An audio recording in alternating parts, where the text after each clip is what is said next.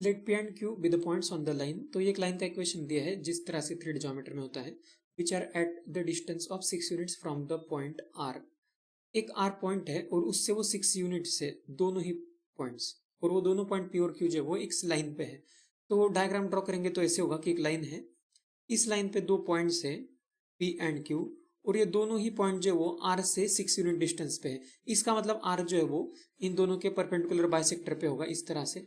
तो बीच में यहाँ पे कहीं पे आर पॉइंट होगा, आर है 1, 2, 3, और ये पी और क्यू जो पॉइंट्स है वो आर से 6 यूनिट डिस्टेंस पे। तो ट्रायंगल अगर हम ड्रॉ करेंगे इस तरह से, तो ये आइसोसिलस है, इतना तो हमें पता है क्योंकि ये और ये दोनों 6 हैं।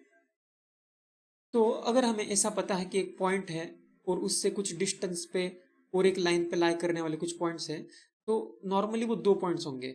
या फिर अगर ये डिस्टेंस जो वो परपेंडिकुलर जो डिस्टेंस होता है, या फिर least distance foot of perpendicular उतना है, तो बस एक ही पॉइंट मिलेगा, और उससे कम डिस्टेंस पे ऐसा कोई भी पॉइंट नहीं होगा जो इस लाइन पे होगा। तो दो पॉइंट इस तरह से है यहाँ पे। तो अगर हम ऐसे करेंगे कि ये जो लाइन है एल, इसका जनरल पॉइंट लिखेंगे, और उसको अगर हम डिस्टेंस फॉर्मूला यूज करके जनरल पॉइंट का और आर का डिस्टेंस 6 के बराबर करेंगे, तो हमें सॉल्यूशन में दो पॉइंट्स मिलने चाहिए, और वो दो सॉल्यूशन होंगे पी एंड क्यू। तो उस तरह से हमें पी और क्यू मिल सकता है।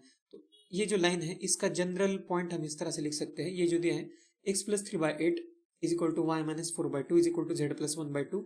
तो ये सब कुछ इक्वल है, और इस इक्वल को हम और एक कांस्टेंट कुछ के अज्यूम कर सकते हैं। इसी तरह से हम फिर x कोऑर्डिनेट इसको लिख देंगे यहाँ पे 8 मल्टीप्लाई करके 8 के -3। तो x कोऑर्डिनेट हम इन जनरल इस तरह से लिख सकते हैं 8 के -3।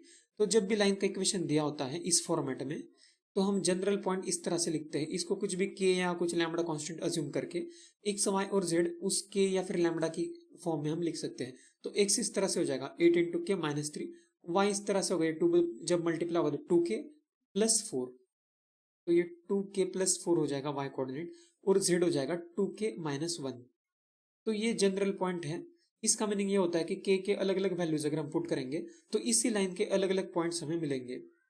और हमें स्पेशलिटी क्या पता है पी और क्यू के बारे में, कि वो आर से 6 यूनिट डिस्टेंस पे है।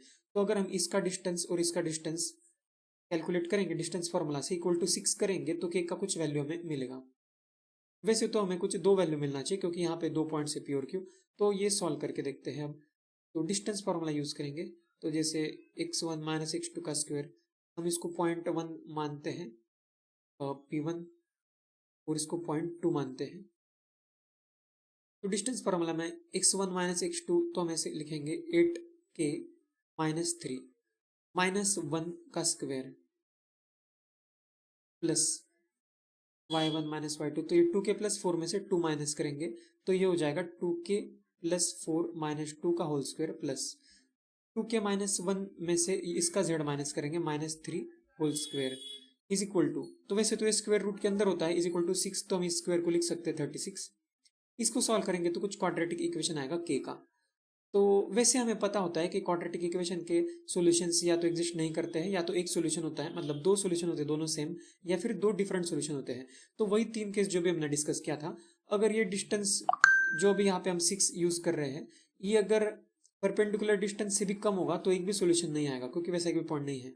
अगर वो परपेंडिकुलर डिस्टेंस के इक्वल ही है तो वैसा बस एक पॉइंट आएगा, ये जो होगा फुट ऑफ परपेंडिकुलर। और अगर डिस्टेंस उसके ग्रेटर है तो दो पॉइंट्स मिलेंगे हमें इस तरह से, क्योंकि उतने डिस्टेंस पे दोनों साइड में पॉइंट्स मिलेंगे। इसको अगर हम सॉल्व करेंगे क्वाड्रेटिक को, तो इसको थोड़ा सिंपल लिखते हैं। पहले ये हो जाएगा 8k-4 का स्क्वायर प्लस 2k+2 का स्क्वायर प्लस 2k-4 का स्क्वायर इज इक्वल टू 36। यहाँ से हम के स्क्वायर का टर्म एक साथ लिखते हैं सब कुछ। तो के स्क्वायर का टर्म जो होगा यहाँ पे होगा 64, यहाँ पे होगा 4, यहाँ पे होगा 4। तो 64 + 4 + 4 72, 72 के स्क्वायर होगा।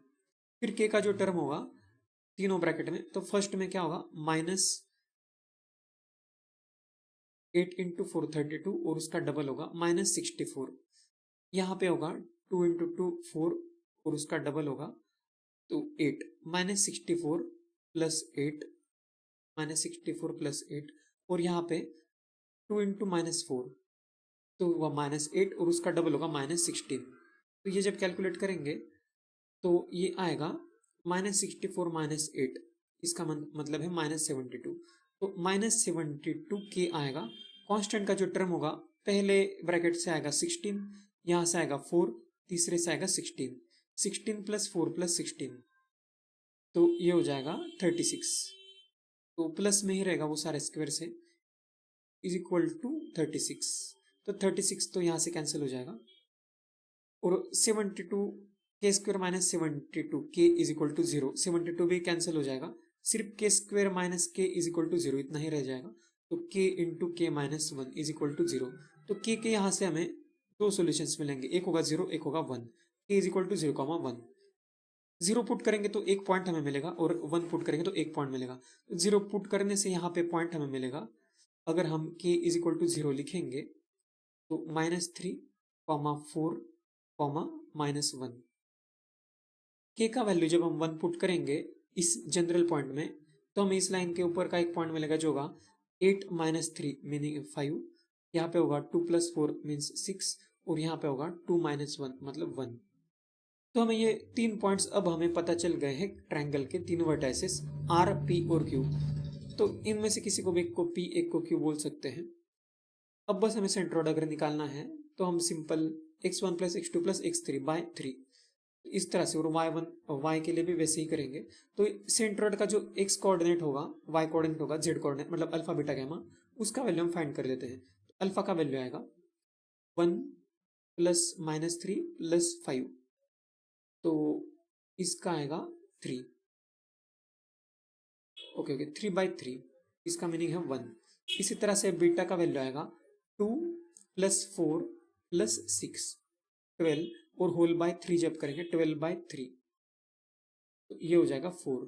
और गैमा का आएगा, सबका जेड कोऑर्डिनेट ऐड करेंगे, ये 3 है, 3 -1 1, तो ये एडिशन होगा 3, और 3/3 करेंगे तो 1 आएगा।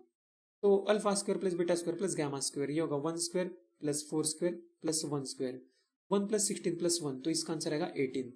इसलिए इस क्वेश्चन का आंसर होगा 18, जो ऑप्शन सी में है।